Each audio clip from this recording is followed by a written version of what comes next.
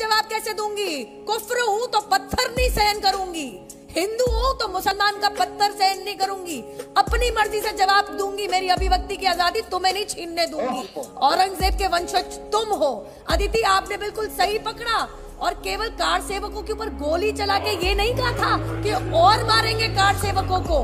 कोठारी भाइयों को किस बेरहमी से मारा था ये कोई भूला नहीं है। साथ में बताती हूँ क्या किया था। मुजफ्फरनगर के दंगे भूल गए, जाट भाइयों को जेल के पीछे, मुसलमानों को बाइज्जत बरी करके रिहा करवा दिया। क्यों? तुम्हारे घर में रहते थे, तुम्हारी असली भाई थे। क्या उन्होंने लोगों को मारा नहीं? तुमने अपने मैनिफेस्टो तक में लिखा था कि युवा मुसलमानों के खिलाफ केस वापस ले लेंगे। और अदिति, यही तक नहीं, मुलायम सिंह यादव की सरकार ने क्या कहा था? शुक्रवार को, सऊदी अरेबिया में रहते हैं हम या कुवैत में रहते हैं, शुक्रवार को स्कूल की छुट्टियां कर दी जाएंगी। क्यों?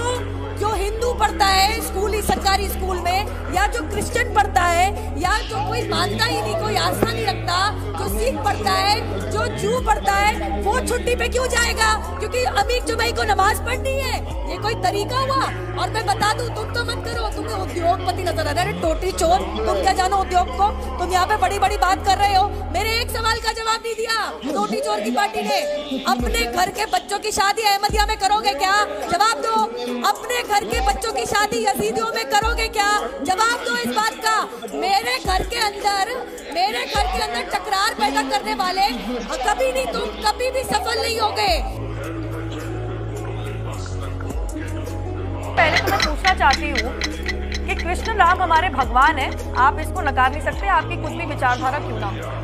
दूसरी बात मैं कहना चाहती हूँ, जरा मुझे बता दीजिए कि महाभारत और रामायण का नाम लेके किसने बॉम्ब ब्लास्ट कर लिया अपनी बॉडी पे चिपका के? किसी ने किसी को भगवान राम और कृष्ण का नाम लेके किसी को मार दिया? बताइए आप मुझे, अभी जवाब दो। दूसरी बात, और बहुत अहम बात है, यूनाइटेड नेशंस के अंदर ऐसा कौन सा हिंदू ऑर्गेनाइजेशन और ऐसा कौन सा हिंदू धर्म को मानने वाला इंसान है जिसका सैंक्शन कमेटी ने बैन लगाया है? जवाब दो, जवाब दो। हिंदू धर्म को मानने वाला एक इंसान नहीं, एक सबूत नहीं, चाहे वो मक्का मस्जिद ब्लास्ट का केस हो, चाहे वो अजमेर शरीफ का केस हो, चाहे वो समझौता एक्सप्रेस हो, जिसमें आप नहीं मानते, देश का कानून मानता है, और देश का कानून संविधान सर्वोपरि, आप नहीं है। Clearly, Tanveer, you are living in La La Land, and I'll tell you why. La La Land. Why? Because you say obviously the BJP is going for tukde tukde. Tanveer, do you not watch news? Do you not watch on television? Those students, and I can't call them kids, they are my age, who go into university and say Bharat tere tukde honge, inshallah, inshallah. Shame. One second, please allow me. Bharat की बर्बादी तक जंग रहेगी, बंदूक की नोक पे लेंगे आजादी। किस चीज से चाहिए भैया आजादी? And who goes and supports them?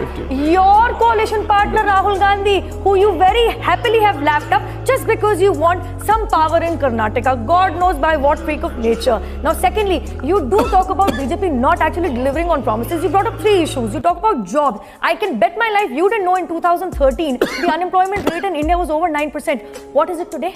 Please answer. Between 4 to 5%. So when unemployment comes down, the rate comes down with an increasing population, that means jobs are increasing, sir. Please go do your economic homework. Secondly, you speak about farmers. You are now actually forging an alliance in Karnataka with that very party under whose rule over 3,600 farmers committed suicide in Karnataka. What happened to your tall claims of actually delivering on promises in Karnataka? Now you stand exposed. Thirdly, you speak about Kashmiriyat. क्या कश्मीर की परेशानी 3 साल पुरानी है, 70 साल पुरानी है? कश्मीर की देन किसकी है? कश्मीर की देन है पंडित जवाहरलाल नेहरू की। शुरुआत से ही जाते हैं, who actually imprisoned Sheikh Abdullah and created unrest forever? Who actually led to Kashmiri Pandit cleansing from the valley? It was actually the NC supported by the Congress party. And let's not also forget the unrest of 2010 and 2013 in the valley. More actual people, civilians died then. तब कहाँ गए थे? तब कश्मीर बहुत सुहाना मौसम में जी रहा था क्या? कश्मीरी लोग बहुत सुहाने मौसम में जी रहे थे? जी सुचारिता जी, महाराष्ट्र के अंदर जो कुछ भी हो रहा है कानून के तहत हो रहा है, और आपने क्योंकि मुझ पर इल्जाम लगाया था कि मैं इस्लामिक स्कॉलर होकर शिवसेना की कैसी वाहवाह कर रहा हूं, तो उसके जवाब में सिर्फ 2 लाइनें आपसे मैं कहना चाहूंगा कि बीजेपी जब कश्मीर में जाके महबूबा मुफ्ती जी के साथ सरकार बनाती है, वो उनका पॉलिटिक्स ऑफ कन्वीनियंस था। महाराष्ट्र के अंदर शिवसेना मुसलमानों का जो साथ दे रहे हैं, मुसलमान शिवसेना का साथ दे रहे हैं, वो है पॉलिटिक्स ऑफ एक्सपीडियंसी। बहुत बड़ी बात कह रहे हैं आप। महसूस करें, नुपुर शर्मा फर्क महसूस करें। तीसरी बात आत्माओं के तड़पाने की बात हो रही है, तो वाजपेयी जी की तो आत्मा तड़प रही है। ये कहां से कहां ले आए कीचड़ में बीजेपी को।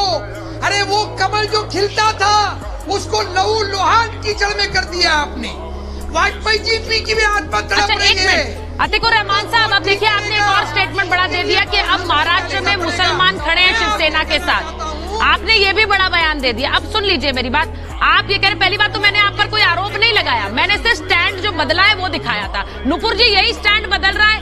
मैं कह रही हूँ ये शिवसेना का कांग्रेसीकरण है जो इस वक्त हो रहा है। मैं 3 चीज कहूंगी, प्लीज मेरे ऊपर कोई ना बोले सुचरिता जी, मैं तो किसी के ऊपर बोल नहीं रही। सबसे पहले तो मैं कहूंगी कि एक्सपीडियंसी की पॉलिटिक्स ऐसी है कि जिन लोगों ने मुंबई ब्लास्ट के चक्कर के अंदर बाला साहेब जी को जेल में डाल दिया था, आज वो एक्सपीडियंट है। जिनका बकायदा रॉ अफसर एनके सूद एक सार्वजनिक इंटरव्यू में आके कहते हैं कि शरद पवार के डाऊ इब्राहिम के साथ बहुत गहरे लिंक है, उनके साथ हाथ मिला लिया शिवसेना ने। वाह क्या एक्सपीडियंसी, ताली बजाऊंगी इसी एक्सपीडियंसी को शिवसेना की। इसलिए तो पालगढ़ के साधुओं को लिंचिंग हुई, इसलिए तो उनकी ऐसी बेरहमी से मृत्यु हुई। लेकिन अब मैं 3 चीज कहना चाहूंगी, ध्यान से सुनिएगा। ये कहा गया यहाँ पे कि सीएम की भावना भड़क गई जी, ये कह देने से कि तुम्हारे घर के सामने हनुमान चालीसा पड़ जाएगी। पता है इससे मुझे क्या याद आया? हनुमान जयंती में जब दिल्ली में हनुमान जयंती का शोभा यात्रा निकाली जा रही थी जामा मस्जिद के बाहर से, तो वहां पे मस्जिद के अंदर के जो मुसलमान थे उनकी भावना कैसे भड़की थी। तो आप तो अपने आप को एक्सपोज कर रहे हैं। शायद उद्धव ठाकरे शायद मुसलमान बन गए, शायद शिवसेना के जो प्रवक्ता है उनका यही कहना था। दूसरी बात, अतिकुर रहमान ने क्या कहा शुरुआत में? अंधविश्वास है, 72 हूर मिल जाएंगी अगर जिहाद में सुसाइड कर लोगे, सुसाइड बॉम्बर बना लोगे। ये अंधविश्वास नहीं है। अल्लाह अकबर कर कह के तुम बम फेंक दोगे, आतंक फैला दोगे, ये अंधविश्वास नहीं है। दूसरों का सड़क रोक के 5 बार जुम्मा नमाज पढ़ लोगे, ये अंधविश्वास नहीं है। हनुमान चालीसा पढ़ना बड़ा अंधविश्वास है। ये जो कम्युनल बिगटरी दिखा रहे हैं ना, ये अपने घर में रखे, टीवी पे सार्वजनिक करने की जरूरत नहीं है। और तीसरा क्या कहा गया कि सीएम के घर पे बाहर सड़क रोक दी। क्यों? जब आप 5 बार नमाज जो पढ़ता है, जुम्मा नमाज जो करता है, आप उसको परमिशन देते नहीं हो, आम जनता का रास्ता वो रोकता है, तब क्या आम जनता की जिंदगी रोजमर्रा की त्रस्त नहीं होती? क्या मुख्यमंत्री तुम्हारे भगवान ने भेजे हैं क्या ऊपर आसमान से नीचे? मैं एक बार बताती हूँ कि कल कोर्ट ने जो टिप्पणी की, नुपुर जी आपने जो बात कही है, अतिकुर रहमान साहब, प्रतिमा जी जरा इसे